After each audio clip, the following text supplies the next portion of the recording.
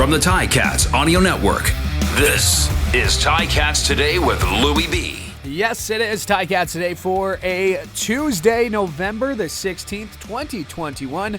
Hope you're having a great start to your week. Ticats back in action on Saturday, 4 p.m. They host the Saskatchewan Roughriders here at Tim Hortons Field. Andy Fantuz and I will get you set with Ticats pregame presented by Active Green and Ross starting at 3 o'clock, and then we'll hand it over to RJ and Luke Tasker, who will have the call. Hope you can join us. Still some tickets available if you want to come in person, ticats.ca/tickets. And then always make sure to be listening. Listen.ticats.ca on game days and all week long for some great content here on the Ticats Audio Network. Coming up on today's show, we'll be joined by the president and COO of the Hamilton Tiger Cats. So that's Matt Afinec. A lot of announcements surrounding Grey Cup in the last few days. So we'll get into that with him. We'll hear from Coach O as we normally do, and kind of a couple of one-on-ones today, as was able to catch up with Cam Kelly and Jagger Davis, so I'll play my conversations with them in full for you coming up here on today's show. I did want to give a couple of shout-outs. I should have done this yesterday, but I want to give a couple of shout-outs. First, number one, to former Ticats kicker Liram Hajrullahu. Not only a former Ticats kicker, but a good St. Catharines boy. Near my hometown of Fonthill.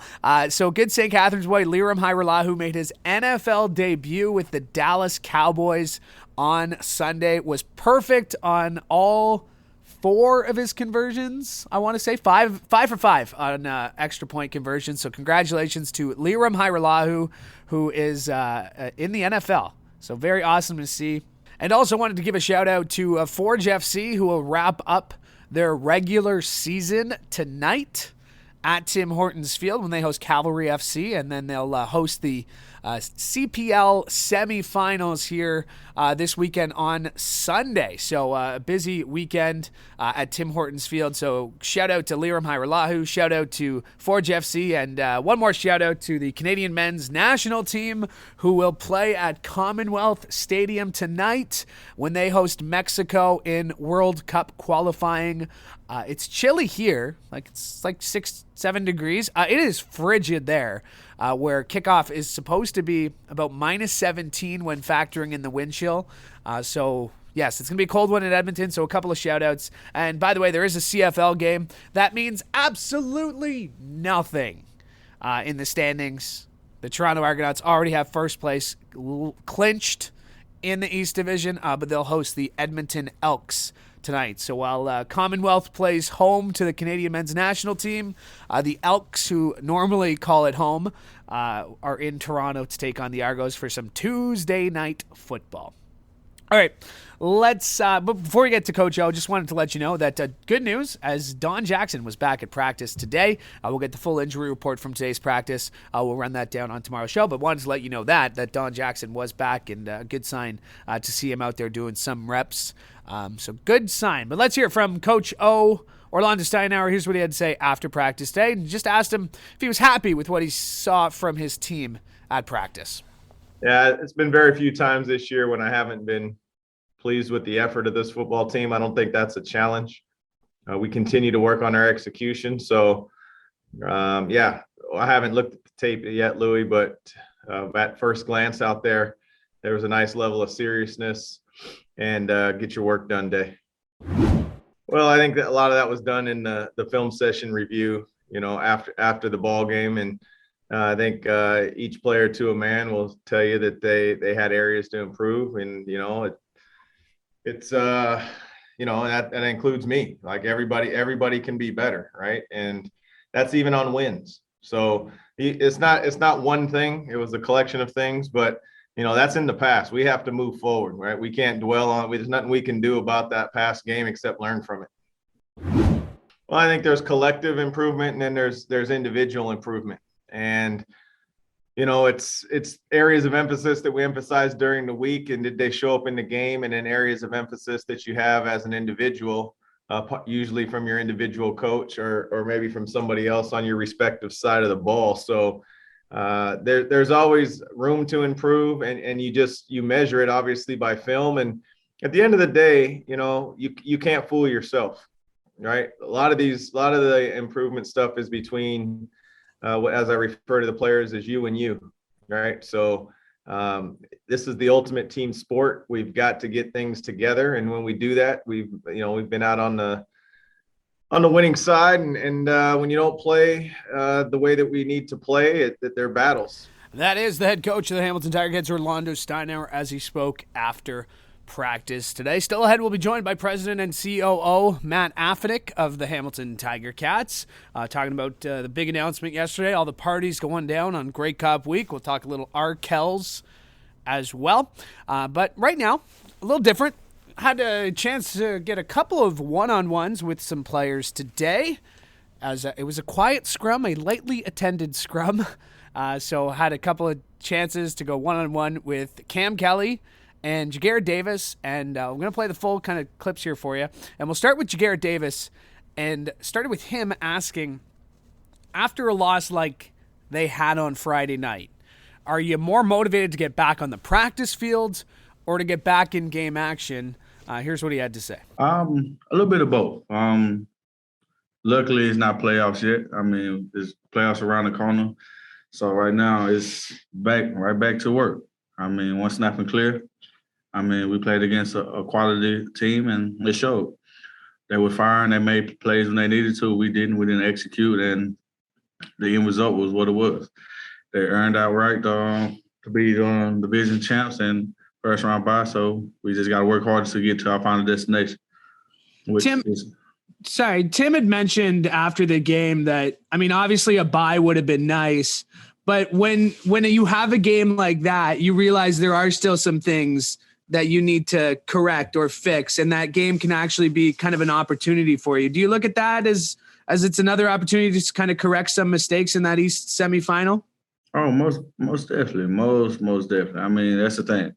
Luckily, championships ain't won right this year in November. It's won in December this year. So we still have time. Like, you don't want to play your best ball until December 12th. That's when you want to play your best game of ever. So right now we're still building and still trying to get better. There's so much we can correct and get better at to be a better team and just go out there and perform better. So it's just going back to the drawing board and continue to work and continue getting better. So we go out here and put our best foot forward come Saturday. Is there something to be said about facing this adversity? You know, last year, 2019, 15-3, things seemed to come easy. I know they weren't easy, but sometimes they felt like they were coming a little easier. Is there something to be said about having to go through games like Friday or like tough results to be better on the other side? Most definitely. I mean, when you come off the type of year we had in 2019, everybody wants to give us their best shot. So week in and week out, we've been getting every team's best, regardless of what their record was or if they was on a win streak or losing streak. They always got up to play us because we're the team that the base should measure up against.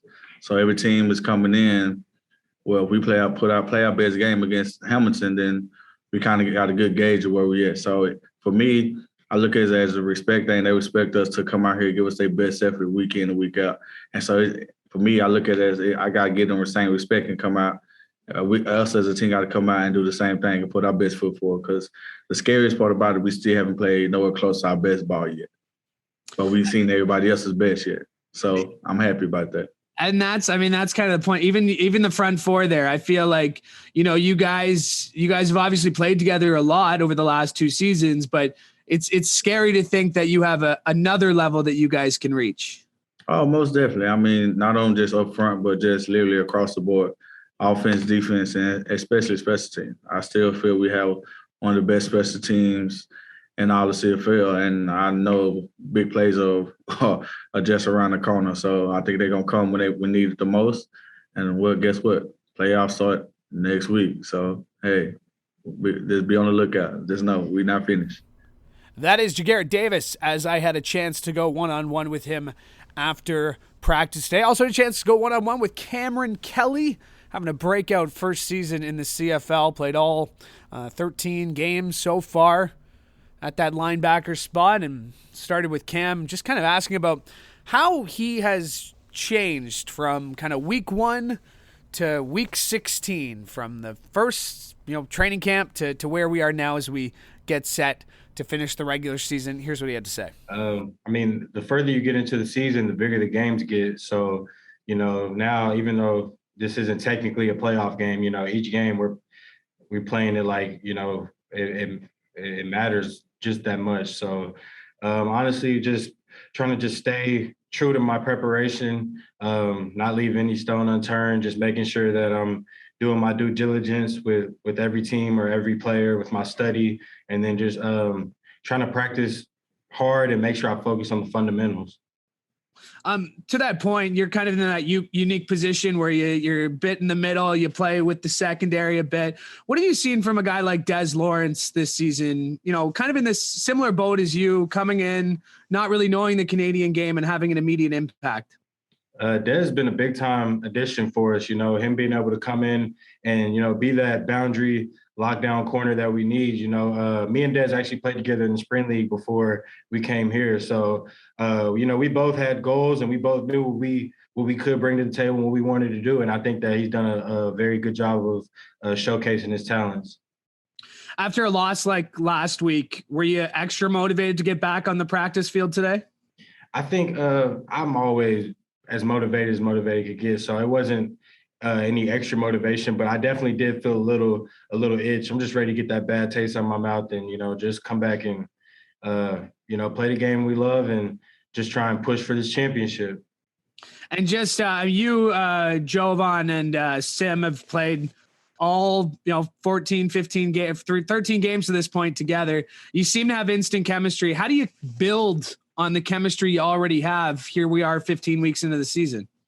We constantly talk, whether it's in the building, whether it's outside the building, trying to get together and just do little things like team bonding stuff, like, grabbing bites to eat and, just getting to know these guys more as people, because, I feel like I've gotten to know them really well as football players. So get to know them well as people, grow that love for each other. And then once playoff time come, we pedal to the metal, Yeah.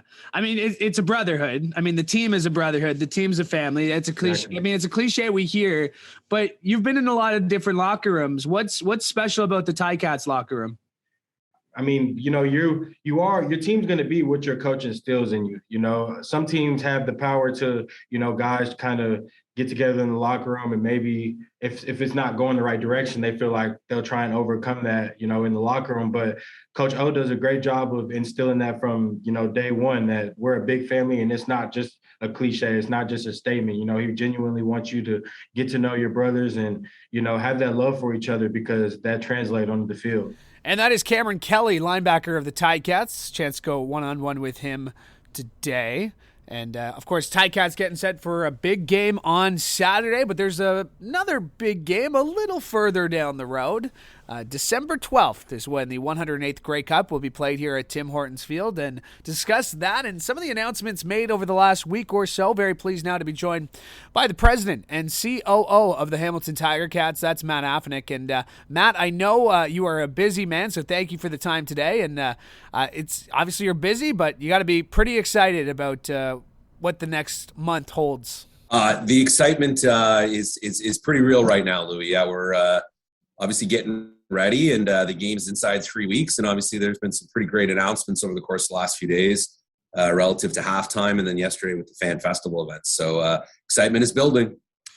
We know because of the pandemic, because of certain restrictions that still remain in place, it's not going to be the same Grey Cup we've come to expect. But that doesn't mean you guys aren't going to throw one heck of a party. Let's go through some of the events that are going through the weekend. Starting with the Grey Cup, that's always a big deal. The Grey Cup coming at the Hamilton Waterfront, that's going to be an exciting kind of way to kick off the week. Yeah, it is the arrival of the trophy itself, that beautiful, historic trophy in all of its glory is obviously always a meaningful part of Grey Cup week. So that'll come in on Tuesday, and our mayor and our commissioner will welcome the trophy officially to Hamilton on Tuesday down at Bayfront Park. Hamilton Convention Center is kind of going to be the hub of most of the events that are going on. Did want to talk specifically about some of the free events, because the CFL Awards, not something that's normally kind of free to fans. Why was it important to have that opportunity to fans to come in, reserve their seat, like I said, for free? Keyword there.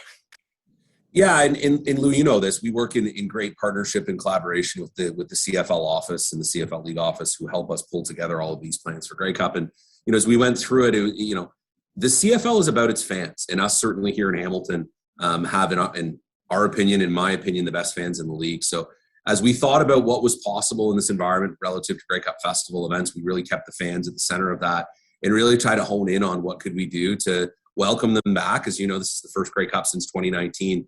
And make sure that this was accessible as possible. So to your point, we've been able to work with the league office and frankly some of our corporate partners to deliver some of these events free of charge, including obviously the player awards, amongst others like the Commissioner's State of the League and some other events that are free of charge as well. Both those events are going on December 10th at the Convention Center. The State of the League at 10 a.m., the award ceremony starting at 6 p.m., and then just kind of the social halls. Why, again, restrictions are what they are, but why was it important to make sure that, if we are going to do something, we have to make sure we're doing the social halls, the East Social Hall, the West Social Hall? Why was that kind of crucial to Grey Cup week?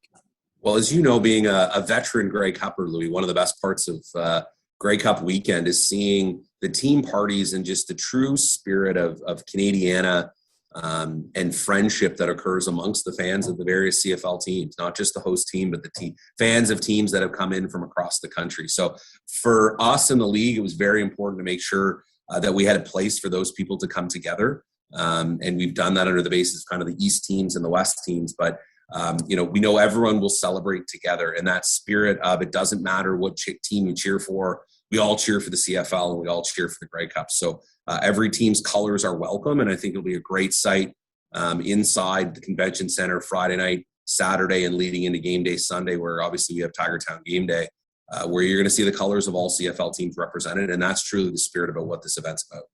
The Tigertown game day party going from 10 a.m. till 3 p.m. Tickets $75, available at Ticketmaster.ca. Matt, what are you most excited about for Grey Cup week? I know a lot of work has gone into this. A lot of people have worked really hard to be able to pull this off in a few weeks. What are you most excited about come Grey Cup week?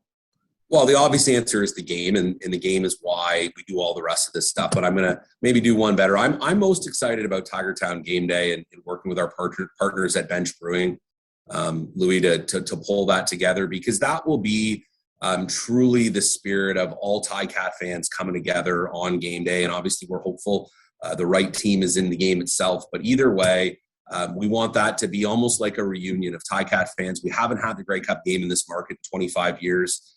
We typically actually don't throw an event on game day in prior Grey Cups, but we felt with this being in our backyard, our fans being absolutely spectacular through the pandemic window in supporting Grey Cup and supporting the Tiger Cats, the team wanted to come together and make sure that we had a space and a place for those fans to all come together on game day. And as the release said, we worked very closely with our Alumni Association. We're very proud of our relationship with the alumni, and we're working together in partnership to make sure Tiger Cat greats of the recent past, of the distant past, and everything in between are going to be present there. Some names like Andy and Rob Hitchcock and Luke and others were mentioned in the release, but I can assure all of our fans out there that there will be, many, many, many alumni present for Tigertown game day. So it'll just be a great place to come, live music, food, a couple bench brews before the game, and just catch up with great Ticat fans. And enjoy that time prior to kickoff on game day Sunday. I know that Ticats Lincoln Lager will be on ice for sure there. And then I got to ask about Arcals, because the big announcement on Friday, launching with that great commercial here at this beautiful stadium behind me. A lot of people said it had to be the Arcals. Come on, who else was it going to be? But I know a lot of work went into securing them, getting them here. And I know you're pretty close to them, so you got to be excited for the halftime show and what they're going to be able to pull off. Yeah, hey, listen, I think the fact that they're from Hamilton and have a Ticat connection is just, frankly, the cherry on top. They are hands down one of, if not the biggest band in Canada right now, and just an unbelievable live performance. And as you know, Louis, we pride ourselves here on trying to deliver the best live viewing experience in our league or in any league. And the Arcals are kind of the musical equivalent of that. Not just is the music great, they put on a phenomenal show. So for this to come together, to have a Canadian artist, play the first Grey Cup coming out of the pandemic, and have obviously that artist or that group, being a local, it's just really come together beautifully. So we know they'll do a great job. We know our fans are super excited about it. And it's great to have them highlight obviously lead the Grey Cup halftime show. Yeah, the Twisted Tea halftime show featuring Arkel is obviously going to be one of the highlights. And like you said, we're hoping the right team's going to be there. Matt, thanks so much for doing this. I appreciate it. Always great to see you. Thank you, Louie. And my thanks to Matt Afinec for joining me today. My thanks to you as well. Always do appreciate it. Make sure to like and subscribe so you never miss an episode of this show or any of the other great shows for you on the Ticats Audio Network, including a brand new episode of the Coach O Show with Luke Tasker. You can find that wherever you found this show, right here on the Ticats Audio Network. We are back tomorrow with Ticats Today. Same place, same time. Thanks for checking us out today. Hope you tune in tomorrow for the Ticats Audio Network. I'm Louie B. Hoping you have a great day. Ticats Today with Louie B. Subscribe, like, and get your Ticats fix every weekday.